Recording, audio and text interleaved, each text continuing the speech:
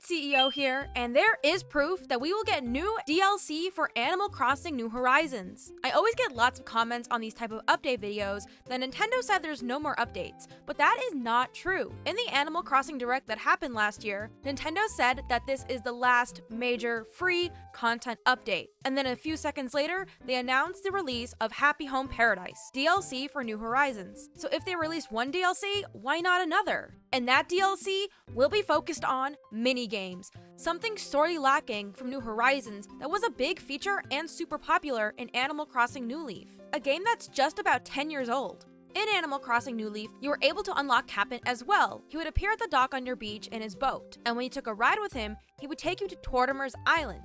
Tortimer's Island was run exclusively by Cap'n and his family. This island had a few functions, including searching for rare beetles, especially at night. Shout out if that's what you did also to grind bells. On this island inside the hut, there was also a sort of special store where you could buy exclusive furniture, including the cabana and the mermaid set. These items would rotate on a daily basis, so you never knew what you were gonna get. But in order to buy any of these rare items, you had to pay with medals.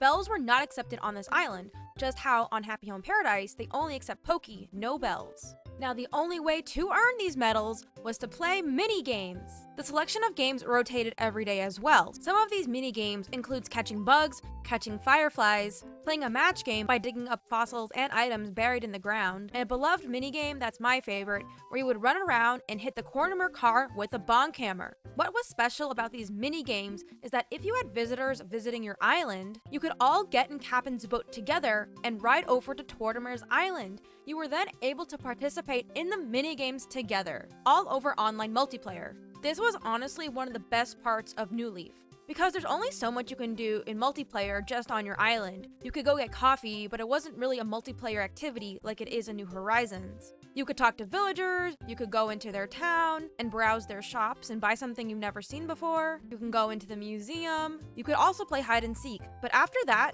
there was really nothing you could do. Animal Crossing multiplayer has so much potential, and New Leaf took advantage of that by adding these multiplayer mini-games. When New Horizons came out, we immediately noticed that there was no Cap'n, but there was a dock. So many people thought that once Cap'n gets added that he'll bring back those mini-games. But of course, we know that didn't happen, and all that Cap'n does is take you to some mystery islands. His boat only has room for one villager anyway, so it was obvious no mini-games were going to be added to New Horizons' base game. Future CEO here, and while editing this video, upon closer look of Cap'n's boat, it does look like there are two seats.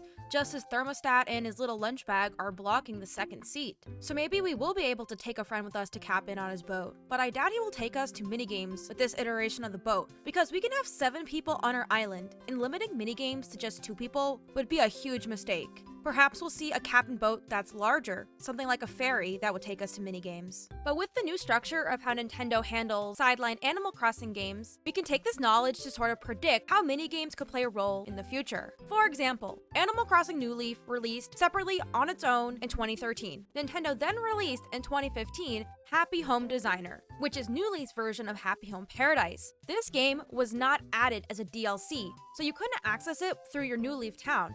It was a completely separate game, you were a completely separate villager, the Happy Hometown was completely separate from your New Leaf town. You couldn't go visit the Happy Hometown from your New Leaf. 2 separate games, 2 separate storylines, no overlapping whatsoever. What I appreciate that Nintendo did this round is have Happy Home Paradise integrated into New Horizons. So there is overlap, there is some continuity between the 2 games. So what I predict is that they're going to use the same game structure to add in a minigame DLC.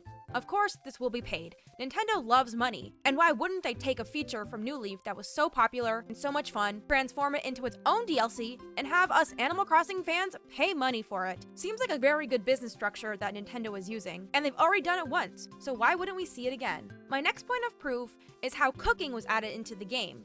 Before the 2.0 update, there was barely any food items in the game. This was widely known and talked about a lot. It made no sense. In Animal Crossing New Leaf, there were lots and lots of food items, but in New Horizons, an arguably more updated Animal Crossing game, there's no food. It was obvious Nintendo was hiding something from us. It didn't make any sense. And then of course in the 2.0 update, we got a whole entire cooking feature, which then added all the foods that we were missing. So perhaps minigames will be added in the same fashion. They're also completely lacking in New Horizons. And Nintendo could follow the same pattern as cooking and add minigames in the future. Again, I can only see this being added as a DLC because they said 2.0 is the last major free content update and because Nintendo loves money. Pretty obvious to me. And my third point of proof is that Nintendo has already done this exact thing. They have released a solo Animal Crossing game that was completely minigames. This game is not super well known because it was released for the Wii U, Nintendo's worst selling console. Lucky for me, I still bought a Wii U because it was my first Nintendo home console that I ever owned. And of course, being an Animal Crossing addict, I had to buy any game that had Animal Crossing in the title, and this was called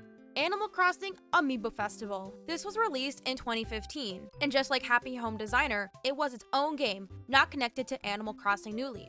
You may also be putting it together that this was around the same time they introduced Amiibo figures and Amiibo cards. Nintendo has gone on the record to say that they wanted to make a game to promote these Amiibos, hence Amiibo in the title of Amiibo Festival. It was a good marketing ploy, and Amiibos are super popular even today, though the original purpose of the Amiibo cards is greatly different than it is today. But first, if this is your first time hearing about Amiibo Festival, it was a collection of mini-games, prominently featuring a board game. Think of Mario Party, but the entire map is in Animal Crossing New Leaf Town. New Horizons was still 5 years away when Amiibo Festival released, so all of the Animal Crossing graphics are directly based off New Leaf, but in HD. You would take turns going around the board, and every human player would need an actual Amiibo figure in order to play. On your turn, you would scan your Amiibo onto the gamepad, and that was how you moved across the board. By playing, you would earn happy points, which then could be traded in for happy tickets. These happy tickets were how you unlock the other mini-games. These included Acorn Chase, which featured the same corn in your car as in one of the New Leaf mini-games. There was also Amiibo Card Battle, which was using the die printed on the Amiibo cards.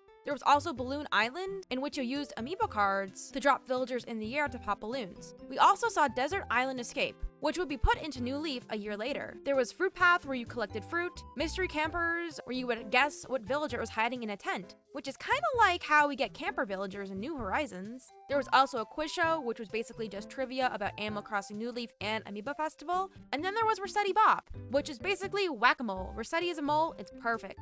But one major thing Nintendo did wrong with Amiibo Festival is that they didn't have online multiplayer, a mistake they can 100% correct with minigames in New Horizons. And I bring all this up because Nintendo has released Animal Crossing minigames before, 2 iterations. So what reasons would Nintendo have to not add minigames into the best-selling Animal Crossing game?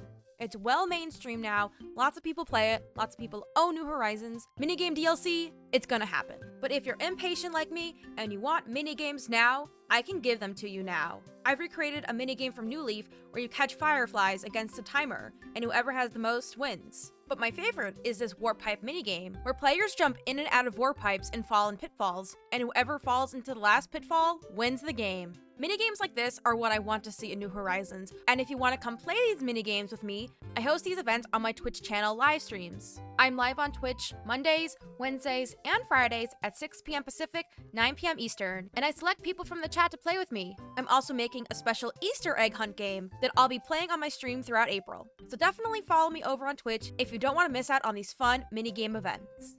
And if you've gotten this far and you've enjoyed this video, subscribe to my channel for more Animal Crossing content. And if you want more, check out this video where I investigate dangerous items that Nintendo hasn't patched out of the game yet. These items can break your island. Thanks for watching, and I'll see you in the next one.